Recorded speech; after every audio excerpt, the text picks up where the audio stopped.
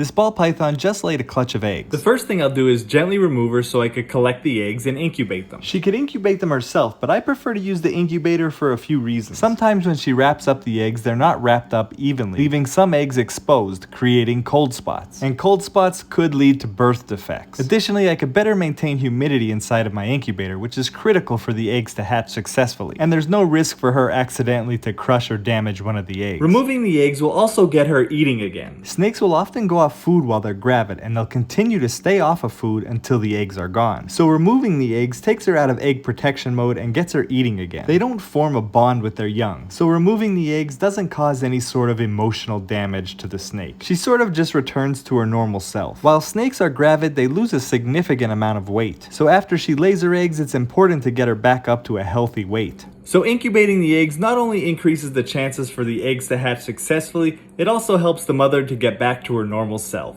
These ball python eggs are on day 7 of incubation. Let's see how they're developing. These eggs are nice and plump, which is exactly what we want to see at this stage of incubation. I noticed that one of the eggs has a very small egg window in it. An egg window is just a portion of the egg that didn't fully calcify, and typically they cause no issues. Let's candle the eggs now to see how they're developing. The veins in these eggs and the overall development look absolutely perfect. I'm looking for strong veins, and the yolk should still be pretty transparent. At this point, if the yolk starts to solidify and you can't see through the egg, it's a good sign that that egg is going bad. But I don't see any of that here. And look, I see a little bit of movement. At only 1 week old, I think this is the most movement I've ever seen in an egg. This little one is really active. So this is a good sign that they're developing and they're healthy. I've been incubating this clutch at 89 degrees, so they should hatch between day 55 and 60. However, this year all of my snakes have been hatching a little bit early. We'll just have to wait and see what happens. I'll get these little ones back in the incubator and I'll update you soon. These ball python eggs are on day 14 of incubation. And I noticed they had a few little spots on them. But after closer inspection, I figured out what they were. When ball pythons lay their eggs, the surface is a little bit sticky, which is why the eggs stick together. And the mother's pre-lay shed was a little bit messy. So those spots are pieces of the mother's messy shed that got stuck to and dried to the egg, and they won't cause any issues at all. On the outside of the egg, I looked for mold or any signs of dehydration, and I don't see anything. The outside of the egg looks good, so let's candle them and check out the inside. When candling the eggs, I'm looking for a network of strong veins running on the inside of the eggshell. We should also see a darker mass developing on the bottom of the egg. That's where the actual snake is developing. And if you catch some movement going on inside of the egg, that's a real good sign. You could see here that there's a little bit of movement going on. So overall, these eggs are looking great. There's no signs of mold or dehydration, and everything inside the egg looks like it's developing normally. I'll get these eggs back in the incubator and I'll update you soon.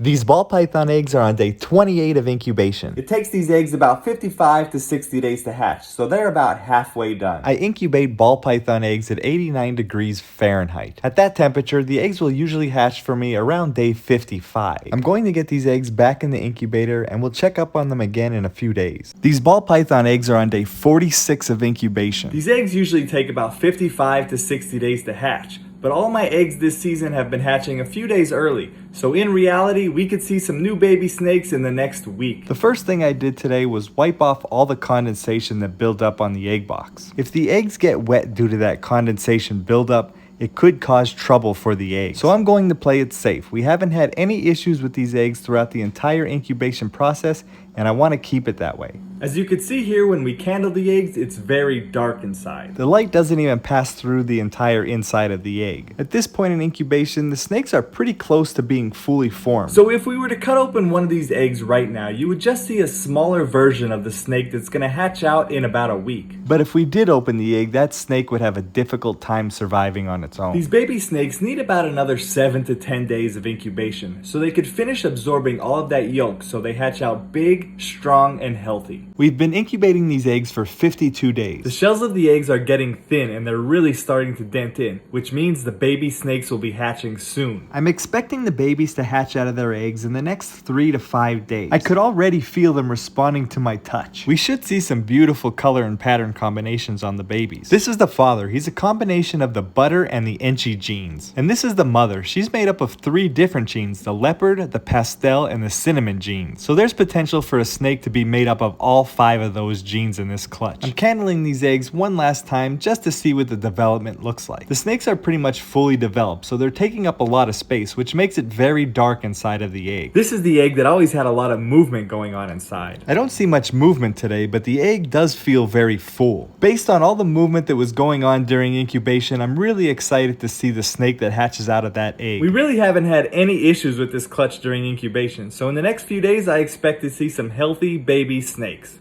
These ball python eggs are on day 54 of incubation and they started hatching. 5 out of the 6 snakes already poked their heads out of the eggs, and I'm really hoping that there's not an issue with that last snake that hasn't pipped yet. But as far as I could tell right now, all of the other snakes look healthy. To hatch these eggs, we incubated them at 89 degrees Fahrenheit and pretty close to 100% humidity. And it looks like we have a nice variety of colors and patterns on them. In about a day or so, they'll all crawl out of their eggs. And then we could better assess their health and see what morph they are. I accidentally scared this little one back inside of the egg. This is the only egg out of the clutch that hasn't pipped, and sometimes that could be an indicator that there's an issue. So I'll give that egg another day or two to hatch on its own, and if it doesn't, I'll consider cutting it open. I'm going to put a camera inside of the egg box and try to catch that baby snake hatching. Overnight, I captured this baby snake waking up and getting ready to explore the egg box. He began to explore and investigated his clutch mates, the camera, and the egg that hasn't pipped yet. And then finally, right before our camera died, the last snake pipped. These baby ball pythons are now all out of their eggs. Now that they're all out of their eggs, I'm going to get them cleaned up and ready for their first shed. They incubated inside of their eggs for 54 days, and then they hatched. And 2 days after hatching, they all crawled out of their eggs. So we're on day 56. There's a lot of variety in colors and patterns in this clutch. The mother was a leopard pewter and the father was a butter enchi. And I think I see all of those genes within this clutch. I'll take some time over the next week or two to properly identify the genes in each of these snakes. And I'll also determine whether they're male or female. Even more important than the colors and patterns, these snakes all look big and healthy. In fact, this entire season, I don't think I've had one snake hatch out with issues, so we've been very lucky. Now that we got all the babies out, the next step is to get them cleaned up. Now that these baby snakes are all out of their eggs, it's time to get them cleaned up and ready for their first shed. The first thing I do is rinse them under warm water. I rinse them to get all of the egg goop and substrate from the egg box off of them. It's also one of the snake's first handling sessions. So right out of the egg, the snake is being handled and put in short, mildly stressful situations. Over time, the snake will become used to these situations and won't stress out about them. And one of the keys is consistency. If you only open your snake's enclosure to feed it once a week, it's probably not going to be too comfortable around you. However, if you interact with your snake regularly and put it in some unique situations, you'll begin to develop a trusting relationship with the snake. And then the snake will be more comfortable around you and you'll be more comfortable around the snake.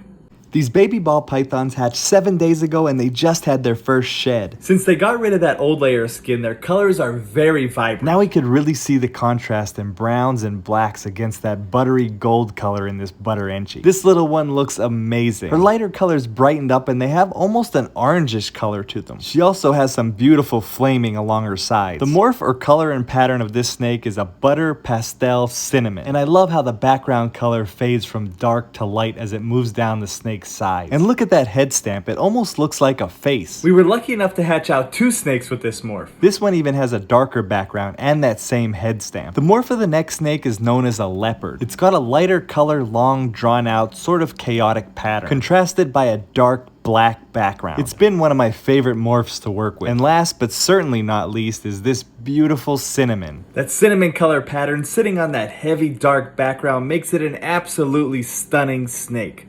Now that our snakes have shed for the first time ever, it's time to separate them into their own enclosure and determine whether they're male or female. I'm going to use a technique called popping. It's a quick, accurate, and painless way to determine the snake's sex. The way the technique works is I apply some gentle rolling pressure on the snake's tail below the cloaca. If the snake's reproductive organs, also known as hemipenes, pop out, it's a male. So our first one was a male. When I apply the technique on this one, nothing pops out. It's just all white, which means it's a female. This one is a little trickier to tell, but I also believe this one's a female. If you're experienced with the technique, it's accurate. However, sometimes snakes are good at controlling those muscles and it's hard to expose the hemipenes. So I like to do it a second time after a few weeks and the snake is a little bit larger. It looks like our darkest snake in the clutch is also a female. This is our butter enchi and he is definitely a male. I would be remiss if I didn't mention that this technique doesn't work on all snakes and can be harmful if done improperly. It looks like this last one is also a female. So please don't try this technique unless you're experienced with it or under the supervision of someone who is.